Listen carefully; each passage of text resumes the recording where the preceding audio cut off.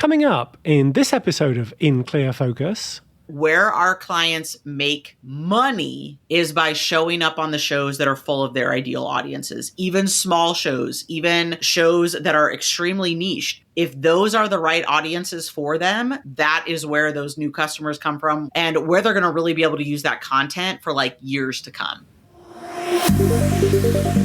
You're listening to In Clear Focus, fresh perspectives on marketing and advertising produced weekly by Big Eye, a strategy-led full-service creative agency growing brands for clients globally.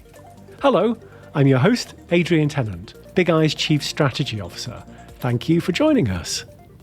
According to Edison Research's 2025 Infinite Dial report, 73% of Americans aged 12 and older have consumed a podcast in either audio or video format.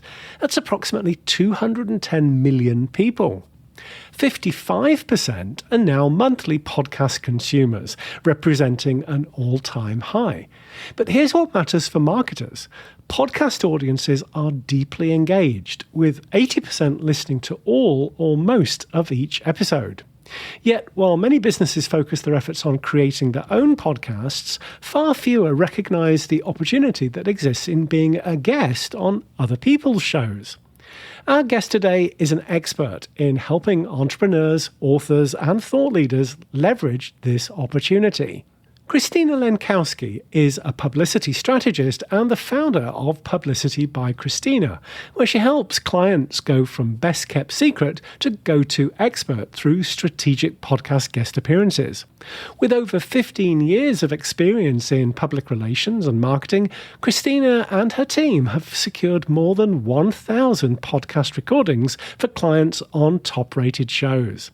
She's also the host of Your Podcast Publicist and a sought-after speaker on the power of earned media. To discuss how podcast guesting can drive business growth, I'm delighted that Christina is joining us today from Boise, Idaho. Christina, welcome to In Clear Focus. Hey, Adrian, thank you so much for having me here today. I am really excited to talk to your audience about something that's kind of meta on the podcast today, which is why you should be showing up on podcasts to get in front of your ideal clients, customers, audiences, etc. Well, let's get into it. Let's do it. Christina, you spent over a decade in traditional PR and marketing before discovering podcast guesting in 2019. What was it about this particular medium that made you pivot your entire business focus? Yes. Like you mentioned, I had worked for over a decade in traditional agencies and also in-house doing PR and marketing for some companies all over the United States. And I started my own company in about 2015, 2016. And I did what a lot of people do is I started a new business. And even though for me in particular, my business was about publicity, I did no publicity to promote it or anything like that. I was just following what the gurus at the time were saying to do, and therefore wasn't really leaning back into my intuition or all that work that I had already done. And so I had this course. I went to go sell it. It did not sell well. And the next time I went to go do it, I was like, all right, now we're doing it my way. Okay. Like now I'm ready to get out there and I'm ready to do it in the way that I know how to do, which is publicity. And at that point, this was probably like 2018 or so, podcasts were a thing, but they weren't the thing that they are now. You know, they weren't a part of everyone's life, basically, where they have a favorite one or et cetera. And I started to guest on podcasts. And quite frankly, the difference in my business was night and day. People reaching out to me to see about having me come speak on their stages, people just purchasing my course or the other things that I had to do right off the bat. There was no nurturing, there was no webinars, there was no anything because those people really felt like they could know, like, and trust me.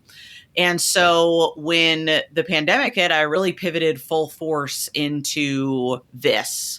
And the reason that I believe in it so much is just like I mentioned, that know, like, and trust factor is really authentically built.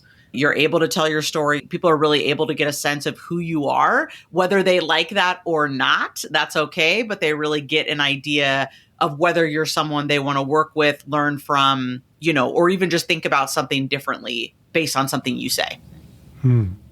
Christina, how would you define publicity, and where does podcast guesting fit within that definition? Publicity is part of earned marketing. And so for me, marketing goes into three different categories: owned, earned, and paid. So paid is, in a shock to no one, things you pay for: ads, influencer campaigns, etc. Owned are the things that you have some control over, right? Like, unless Mark Zuckerberg is listening to this, no one that's listening owns Meta, owns, these other platforms, but you do own the content that you put out onto those platforms, right? You are the one who's deciding what you're saying, etc. And then earned is where there is no money exchanged, and you are providing value to another platform. So that could be podcast guesting. That's also where, if you maybe do a TV appearance, a radio, maybe you get featured in a magazine, things like that. Those are all what we consider publicity earned media, which is, again, where you are going out on someone else's platform, no money is exchanged, and you're providing value.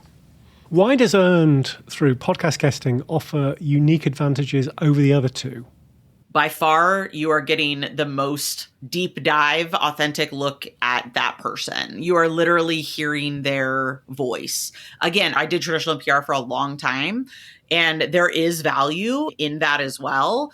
But when you're just quoted in an article, or maybe you have a 30-second thing on a TV, again, these are great, but they don't give someone an opportunity to really get to know you, to really feel like they have a certain vibe about you, feeling about you, and really pique their interest to want to learn more. Well, many of our listeners might assume that podcast hosts are actively searching for guests. Mm-hmm. Of course, that's true some of the time. Christina, what's the reality of how most podcast bookings actually happen? Yes. And I bet, Adrian, you're going to have some good insight into this as well for the people that are listening in. But yeah, I kind of look at pitching and guesting a lot of the ways that people look at like award shows, or how I thought award shows work. So up until I was way too old to think this, I thought that award shows were like someone just recognizing, hey, you know what? They are doing a great job. We should give them an award. Like someone just noticing that person. And that is not at all how it works. When it comes to these award shows, you are applying to win this award. You are being judged by a panel of people who are deciding if you are the one that's going to win this award. There may be some politics in the back end and all that stuff too, right? Depending on what it is. But then they are going to give that award to whomever they deem the most worthy of that. And a lot of times that is the way that you should be looking at pitching and pitching yourself to podcasts or other things too. You have to apply to these opportunities. Hosts aren't just out here, for the most part, searching for people that they want to have on their podcast. You need to make it as easy as possible. This is what I like to say. This goes back to my journalism days. Make it as easy as possible to get the yes. Okay. So we like to come to a host and say, hey, we already know what your show's about. We know what your audience is looking for. Here are some things that either Christina or one of our clients could be talking about on your show. What do you say? We're just making the best case that we possibly can. And we get no's, trust me. Like, to be very clear, that happens, you know what I mean? But we are making the best case that we possibly can to get one of those coveted spots. So for a lot of people, they sit back and they think the podcast will come to me. And for the most part, that is not how this works. Well, in your experience working with hosts who, like me, have been doing this for several years, what have you found separates a pitch that gets a yes from one that just gets ignored? I think you could probably give some good insight here. But for me, what I really think makes the big difference is having really great topic ideas that audience is going to really want to hear about. I was talking earlier about, hey, you build this know, like, and trust. You're the guest on the show, but I'm not on here to talk about me. We are on here to talk about podcast guesting. I'm on here to talk about what that looks like in a business or for your business or things like that. And I think this is an important distinction for people to understand is you are there to provide value to this host audience. You are not there to talk about you. And when you come at it from that angle, that service over self-promotion, and you have really solid topic ideas that show that you know what their audience wants to listen to, that's when you will get a yes. 100% agree. Love that, Adrian. Love it. Yeah. Well, let's talk about the perfect fit versus big name dilemma. Yes. So, Christina, should businesses focus on the largest possible shows or the most aligned audiences? Absolutely, with no question, the most aligned audiences. Sometimes people come to me and they'll be like, yeah, I just want to get on, I don't know, like Joe Rogan, maybe Oprah, whatever. And I'm like, okay. And mainly because the reason I have that reaction is that is in no way what their ideal audience is. They just know that those are the biggest names in the podcasting world. And so that's the only thing that's going to be worth my time to do that. And I am here to tell you that we've gotten our clients on some big shows. That's wonderful. But where our clients make money, which is what all of us business owners are out here to do, is by showing up on the shows that are full of their ideal audiences, even small shows, even shows that are extremely niched. If those are the right audiences for them, that is where those new customers come from, where that money is made, and where they're going to really be able to use that content for like years to come. Christina, you coach your clients not to overthink their responses to maintain authenticity. How do you balance preparation with spontaneity? Yeah, so for me, and the thing that I coach our clients on is I don't want you to be rehearsing a script. That's not what we're here to do. You're going to make people be like, oh, are they a robot? Like what's going on here? Is this, they're just kind of repeating things that are going to be there. So what I really recommend for my clients and what I do personally is within 48 hours of guesting, I will listen to an episode of the show. So I will listen to an episode that I'm genuinely interested in. What I mean by that is I'm not necessarily listening to the last episode. Like the episode I was just listening to of your show, Adrian, was from, I believe, about a month back. And I was like, oh, this is something I really want to kind of hear about, listen about. And I do it when I'm on my walk. I do it when I'm taking my kid to school. This isn't like I'm sitting down taking notes, type of thing. It's just more of a, what are some of the questions that I know he maybe asks his guests when they come on? What is the general vibe of this show? Can I swear? Can I not? You know what I mean? Like these are all kinds of things that I'm like thinking about when I'm listening to the show. That's a really great way for people to kind of take a beat, take a second and be like, okay, this is what this show is actually about. This is what this host is about. Even if you've already listened to the show before, like it's a show that you regularly listen to, I always will listen to an episode at least 48 hours ahead of time to kind of get back in the zone. We always like to make sure that our clients know what topic the host has decided they want to speak about. That's really helpful for our clients to get an idea. But with that in mind, it's a conversation. It could go anywhere. People want to know you. And this is all muscle memory. At this point, I've been on over 100 podcasts. So I feel really comfortable with listening to my podcast, knowing what topic we're going to talk about, and then moving forward from there. I understand if this is your first podcast, you're not going to have that same level of comfort. But listening to the show beforehand, having an idea on the topic, know that you're probably going to sweat and stumble your way through your first couple shows. It's all good. But by the time you hit 5, 10, you are going to feel a lot more comfortable to just have the conversation. You are the expert. What are the most common mistakes you see people make when they try to pitch themselves for podcast appearances? Oh, so many. But really what I would say are the main things that I also hear from hosts saying that frustrate them is when they can clearly tell someone does not know what their show is about. They send a pitch and you can tell that it was just a bulk pitch. It has nothing to do with your show, basically.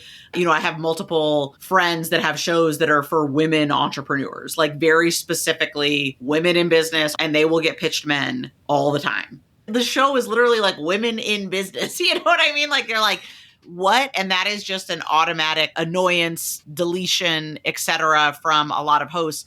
And so I would say that's really, quite frankly, kind of the main thing is when there's a bulk pitch, whether it's an agency, whether it's a representative, or whether it's the actual person themselves, have never taken a look at your show, have no idea what it's about. They're not even using your first name. Those are just really prime examples of what not to do.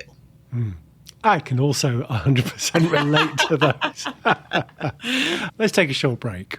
We'll be right back after this message. Hello, I'm Jessica Gillingham, author of Tech-Enabled Hospitality, Strategies to Elevate Guest Experience and Operational Efficiency, which is published by Kogan Page.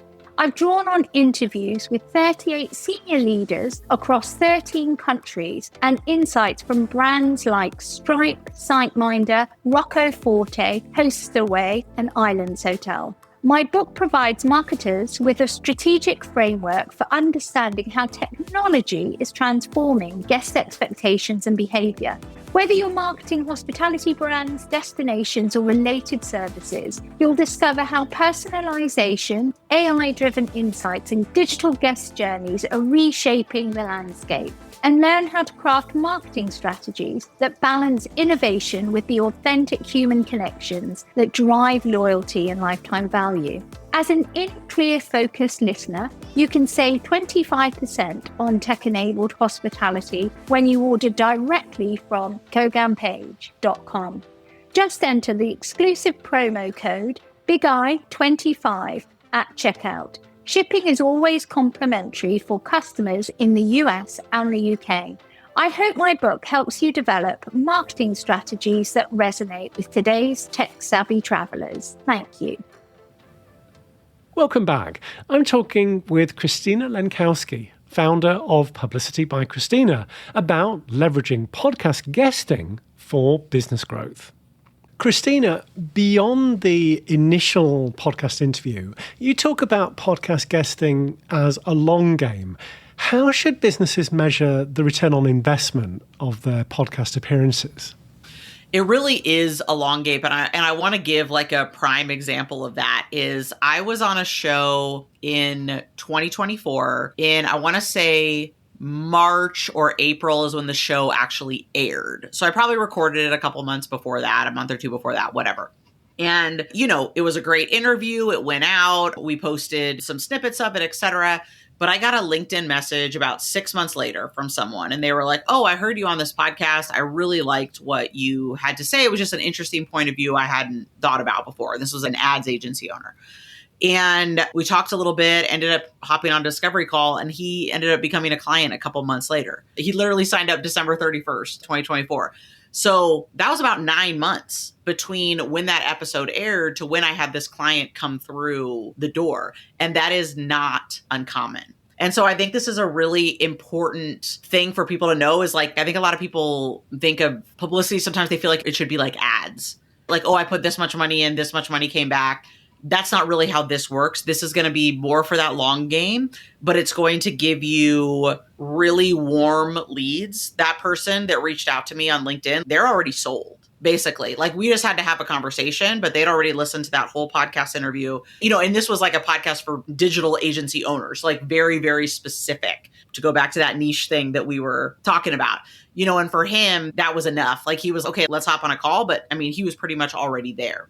The other really nice thing that business owners should think about when it comes to podcasts and the long game is the huge amount of content that you can be creating off of podcast interviews.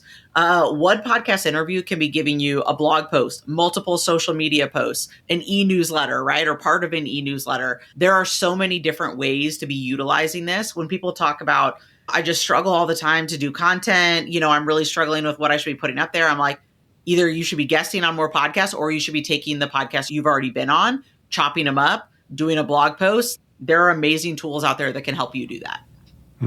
Well, you've helped secure over 1,000 podcast appearances for your clients. Yes. So, Christina, what's your process for matching the right client with the right show?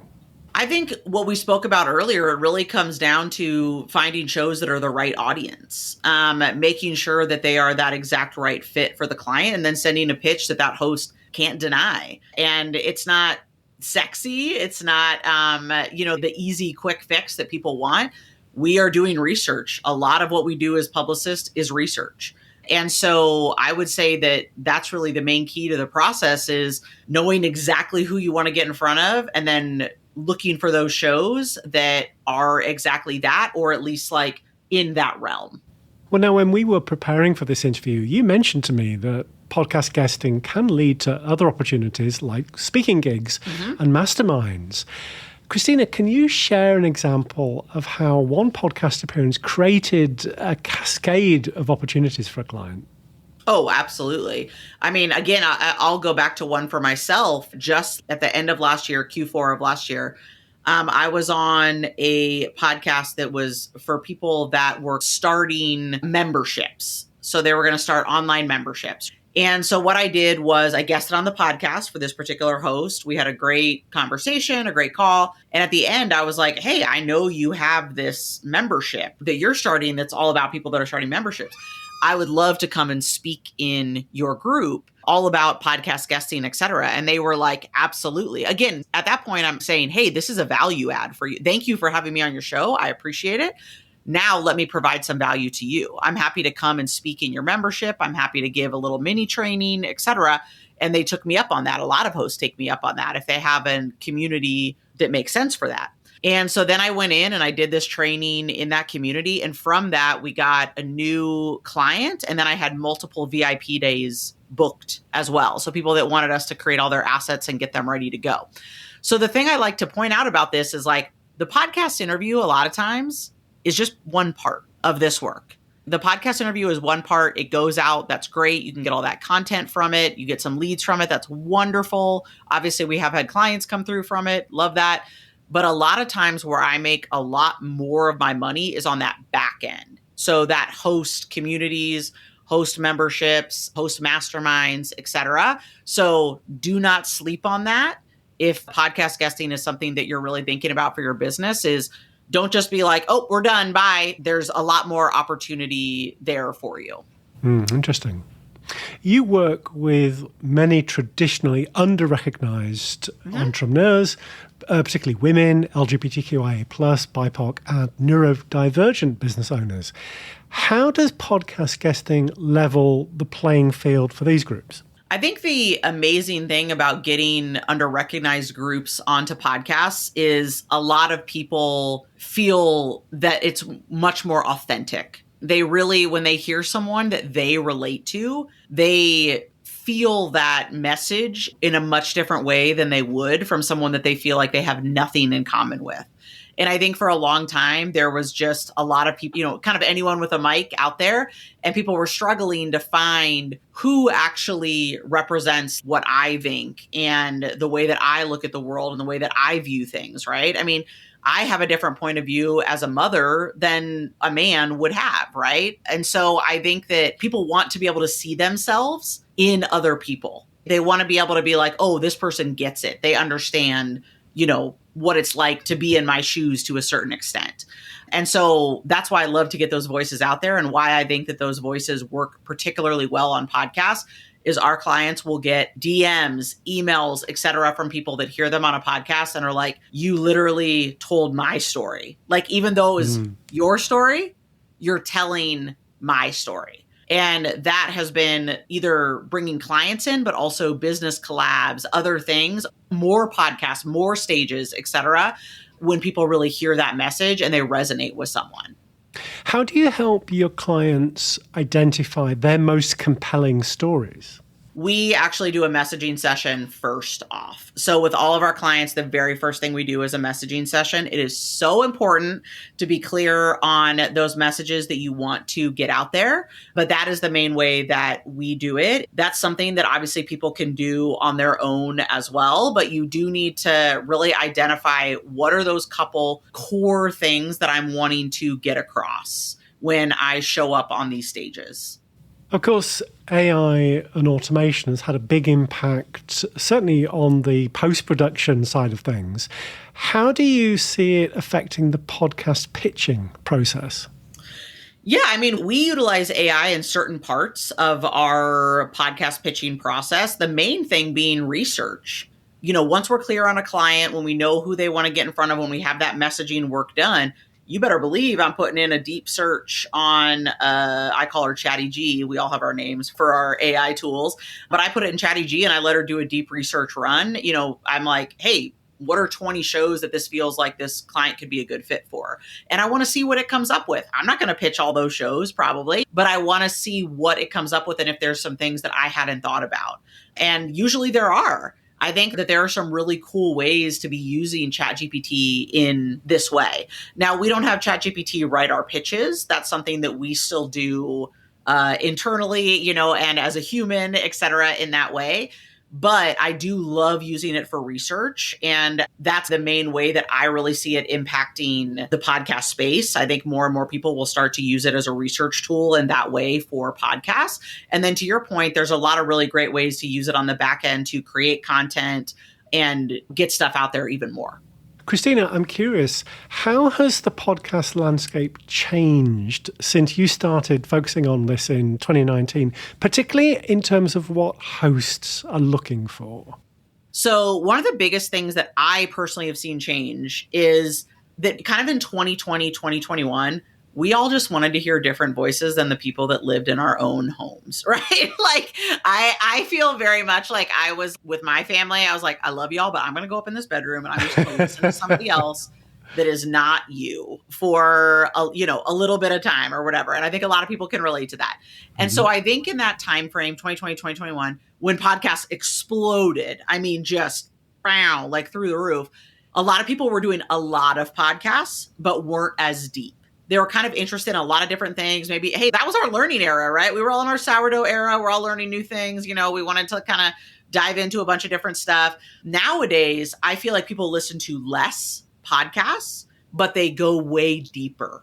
So they might have, instead of 10, literally the average was 8. In like 2020, probably 2022, the average was around 8. My guess now would be people are more like 3 to 5. But those 3 to 5, they go really, really deep on. Like they are listening every week. They follow that host. Like they feel like they know that host. You know what I mean? And I get this way. I have a couple of favorite shows that I am like, even if I just heard their voice in public, I would be like, oh my God, that's them. You know what I mean? And I go to podcast events, like I go to Podcast Movement, and it is interesting to meet some of these hosts and things like that, because myself included, you see people absolutely like fangirl and fanboy over these people, feel like we know them. You know what I mean? They're just trying to get their breakfast at a conference. And I'm like, so remember when you said this? Like, very like talking to them about whatever. I'm sure they're like, could you not?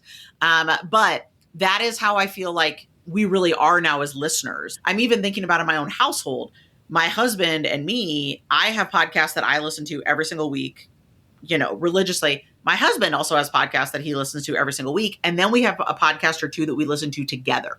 And I think that that's how a lot of people kind of are in this space and in this time. So I really think, like I said, in short, it's not as much the like wide and shallow. It's the smaller but really deep, which is amazing when you get on shows, because that means that like the people that are listening to that show regularly, they're locked in. They're like, I trust this host. I love this host, kind of whatever they say, like I'm into. They bring you on, I trust you immediately type of thing. That's exactly what we're looking for. When it comes to what hosts are looking for, I think a big thing is it all comes down to research, is knowing what they've already talked about and what you think you can bring a new, fresh perspective to. One thing that I always like to say to people is I'll talk to folks and they'll be like, oh, well, I really would love to pitch this show, but they've already had someone that does what I do. So find a different angle, find a different topic, right? That doesn't mean that you can't be on that show. And in fact, what that shows me is they're interested in having someone with your skill set on that show. You just need to make sure that you recognize that you're not pitching the same thing that other person talked about. You want to make sure that you're pitching something different, something fresh, something unique. And I think that that's a key distinction to make when you're pitching, is make sure that you're just bringing a new perspective. We even have me going on some shows in the coming months where I was on them in 2020, 2021, 2022 to give almost the question you just asked me, to do a whole episode on like, how have things changed? So again, I've already even been on a lot of these shows, but the hosts are wanting to have me back on to talk about how things have changed and updated over the years since I've been on there. So there's a lot of opportunities still out there. You just need to find what those angles are. Great conversation. Christina, if listeners would like to learn more about your work at Publicity by Christina, or explore how podcast guesting could work for their business, what's the best way to do so? head on over to podcastpublicityquiz.com. And I have a great interactive quiz there that'll direct you in what way you think might make the most sense for you, whether that's DIY, you're someone that wants to handle your own pitching, or you're someone that thinks maybe we could be handling that on your behalf, like in a VIP day, or to be a regular pitching client. But it's a really fun quiz. People always comment on it. It's very interactive. You get to see my face in there, etc. And that's a great way to find out more. Perfect. Christina, thank you very much for being our guest this week on In Clear Focus. Thank you, Adrian. Thanks again to my guest this week, Christina Lenkowski, founder of Publicity by Christina. As always, you'll find a complete transcript of our conversation with timestamps and links to the resources we discussed on the In Clear Focus page at bigeyeagency.com. Just select Insights from the menu. Thank you for listening to In Clear Focus, produced by Big Eye. I've been your host, Adrian Tennant. Until next week, goodbye.